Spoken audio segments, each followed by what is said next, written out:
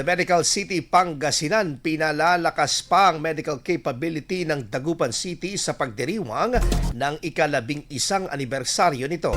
Para sa balita, kasama natin Idol Neil Moyano. 104.7 IFM Report.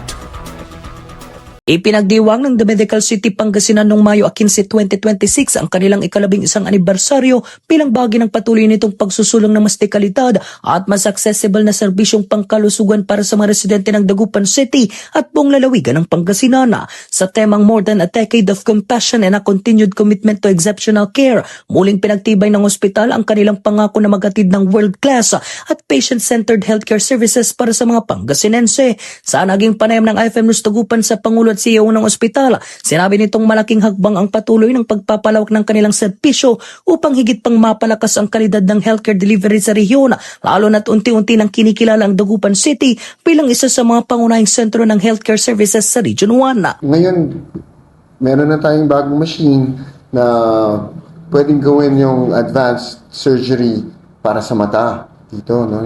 Yung cataract surgery na gagamitan ng machine and ng microscope, so pwede natin gawin yon. So, isa pa is high-intensity laser ng rehab, so physical therapy. So, it's a machine na ginagamit nila para mag-alleviate ng pain. Also, yung EEG, no? So, yung ginagamit natin pang examine ng utak, meron na rin tayo nun ngayon. So, unti-unti, pag sinabi mo kasing world class, ang gusto natin, yung quality ng The Medical City Pangasinan is katulad ng quality ng buong The Medical City. Sa loob ng 11 taon, naging katuwang ng komunidad ang The Medical City Pangasinan sa pagbibigay ng makabagong serbisyong medikal, specialized healthcare programs at mas pinahusay na pasilidad para sa mga pasyente mula sa iba't ibang bahagi ng lalawigan at karatig rehiyon. Bahagi rin ng pagdiriwang ang pagpapakilala ng mga bagong hospital services at healthcare innovations na layuning higit pang mapaigting ang kalidad, kahusayan at accessibility ng serbisyong medikal para sa publiko. Ang TMC Pangasinan ngayon, talagang inaayos natin. So, ang direksyon ng The Medical City Enterprise, meaning lahat ng ospital ng The Medical City, is maging pangunahing ospital para sa critical care at saka emergency care.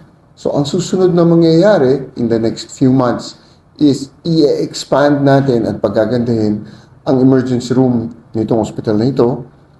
I-expand din ang ICU. So, kasabay nun is magkakaroon tayo ng mga doktor na specialista sa emergency care at saka sa critical care.